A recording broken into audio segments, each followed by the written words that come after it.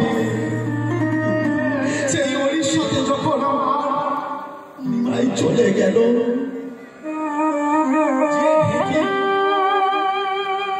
প্রকৃত কাজ করে সে দেখবেন স্বর্গে গেলেও ধান ভান। বাংলার একটা প্রবাদ আছে না, যে ঢেকি ধান ভানে সে স্বর্গে গেলেও ভান। তাই আমার নিমাই এখানে যেমন মানুষের জন্য কোল দিল, জাতি ধর্ম নির্বিশেষে সকল মানুষকে আপন করে নিল, ঠিক এই নিমাই আমার ওড়িশাতে গিয়ে সবাইকে আপন করে নিল। তৎকালীন সময়ে ওড়িশার রাজা ছিলেন প্রতাপরুদ্র। আজকের নিমাইয়ের মৃত্যু রহস্য খুঁজলে আমরা চৈতন্য চরিতামৃত, চৈতন্য দাসের বাচ্চা একের পর এক গ্রন্থগুলোতে আমরা দেখতে পাবো। সেখানে নিমাইয়ের মৃত্যু কাহিনী এক এক রকম বর্ণনা করা হয়। বলছে নিমাই আমার নীলাচলে গমন করেছে। চৈতন্য চরিতামৃত বলছে নিমাই আমার পুরীর বিগ্রহের সঙ্গে মিশে গেছে। আমাদের যখন দুটো পয়সা হয় আয়েস আনন্দ করার জন্য, ওই সমুদ্র সৈকতে ঢেউ খাওয়ার জন্য আমরা চলে যাই পরিধানে, শ্রীক্ষেত্র পরিধানে চলে যাই। পুরীর মন্দিরে ঢুকে কত আনন্দ করে আসি, একটাবার ভেবে দেখি না আমার বাংলার সন্তানটা কোথায়।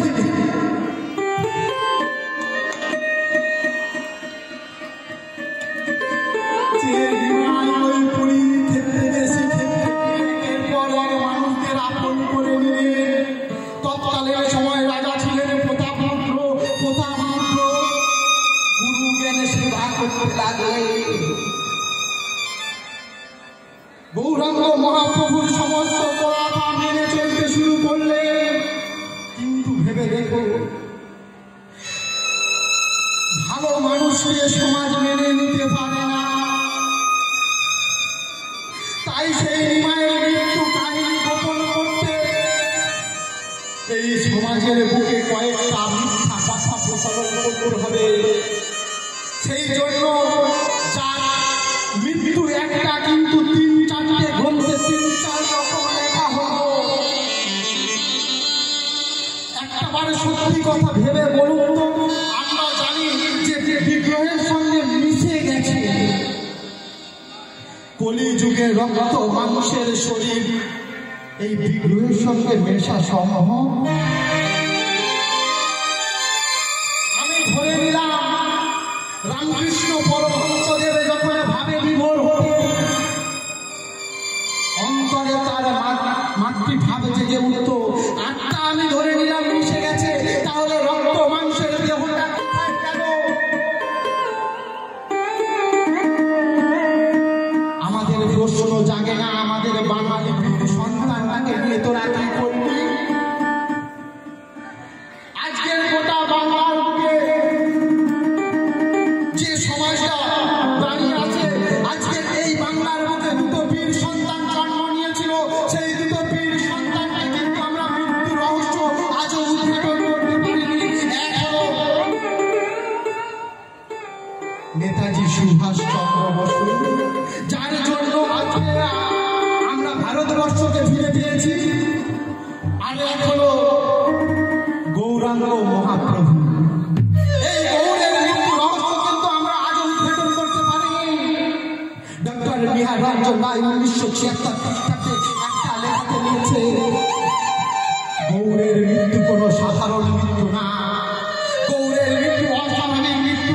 এই অস্বাভাবিক মৃত্যু কিন্তু আমি এর প্রত্যক্ষ প্রমাণ আমি দিতে পারছি না, কারণ এই বয়সে আমার শহীদ হওয়ার কোনো ইচ্ছা নেই।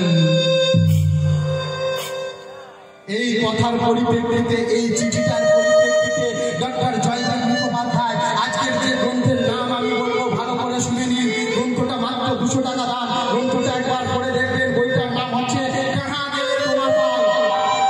লেখক হলো ডক্টর জয়দেব মুখোপাধ্যায়। এই গ্রন্থটা একবার পড়লে বুঝতে পারবেন যে আমাদের গৌরাঙ্গকে কত নিশ্চঞ্চভাবে নিপীড়িত ভাবে তিনি লীন হয়ে যান, মিশে যেতে পারেন না। ওই অত্যাচারী তৎকালীন সময়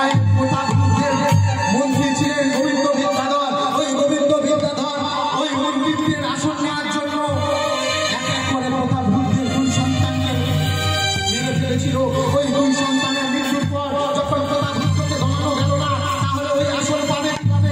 ওই আসলের লক্ষ্যে দেখলো একমাত্র বাধা হয়ে দাঁড়িয়েছে আমার নিমা। তাই নিমাইকে যদি সরাতে পারি, প্রতাপরুদ্রর আসল আমি অনায়াসে পেয়ে যাবো। তাই বেশ কতগুলো পান্ডা দ্বারা বিকাল 4টের সময় পুরীর মন্দিরে প্রবেশ করছে আমার গৌরাঙ্গ। আর সেই মন্দিরের দ্বার খোলা হচ্ছে রাত্রি 11টা। দীর্ঘ 7টা ঘন্টা কি হলো কেউ প্রশ্ন করলাম না। যখন প্রশ্ন করলাম আমাদের বলল গৌরাঙ্গ মহাপ্রভুর বিগ্রহের সঙ্গে দিন হয়ে গেছে। এইবার দেখুন 2000 খ্রিস্টাব্দে যখন মন্দির পুনর্নির্মাণের কাজ হচ্ছে, যখন মন্দির পুনর্নির্মাণের সময় ওই গোপালগোপীনাথের কাছ থেকে একটা দীর্ঘ 6 ফুট কঙ্কাল ভেসে আমি ধরে নিলাম সেই কঙ্কাল গৌরাঙ্গ মহাপ্রভুর না, কিন্তু গদধর পণ্ডিতেরও তো হতে পারতো।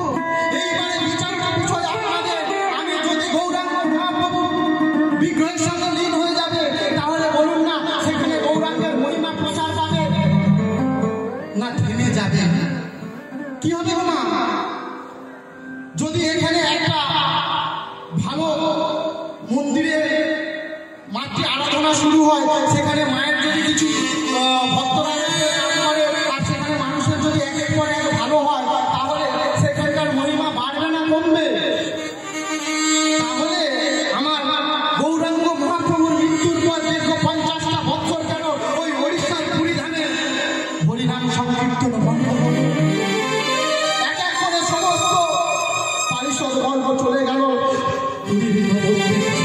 পুরীধাম ছেড়ে তারা পালিয়ে গেল প্রাণ ভয়ে। তাহলে ভেবে দেখুন, আমাদের যে গৌর আমাদের কলিযুগে আমাদের মানুষের উদ্ধারের জন্য এলো, চেতনা ফেরাতে এলো, সেই গৌরকে আমরা ধরে রাখতে পারলাম না। আমরা তাকে পাঠিয়ে দিলাম উড়িষ্যার পুরীধামে। আজকের আমরা বলতে হবে আমাদের সেই সন্তান কেন নেই? আমার প্রাণের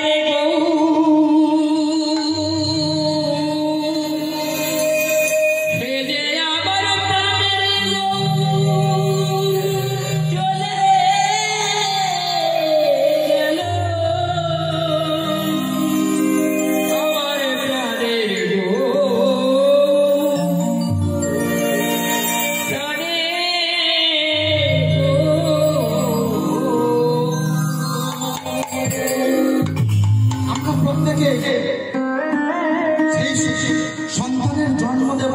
আমরা প্রত্যেকে সেইভাবে দিনের পর দিন নিজেদেরকে পরিবর্তন করব, যে সমাজের বুকে ওর বাড়িতে ভালো সন্তান জন্মাবে না, আমার বাড়িতে জন্মাবে। আমার সন্তানকে আমি সেইভাবে তৈরি করব, সেই পথে নিয়ে যাব, যে পথ সত্যের পথ, যে পথ ন্যায়ের পথ। যত বাধা যত বিপত্তি আসুক না কেন, আমি মা হয়ে একটাবার বলবো না ওরে বাবা তুই ওই পথে যাস না। তাকে আমি সাহস যোগাবো যে সমাজের উন্নতির জন্য যদি তোর মতো হাজার সন্তানকে বলে দিতে হবে আমাদের একদিন তো একদিন আমরা সুষ্ঠু সমাজ পাবো। তাই আমরা সবাই মিলে কার ভজনা করবো গো মা? ভজ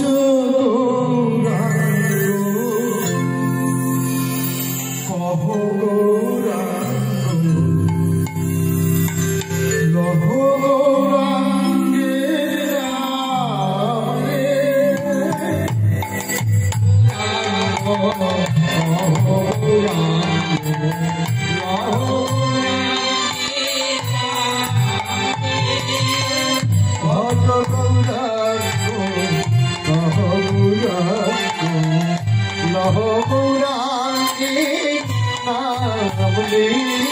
পরবর্তী কীর্তনে আসার জন্য অনুরোধ করছি।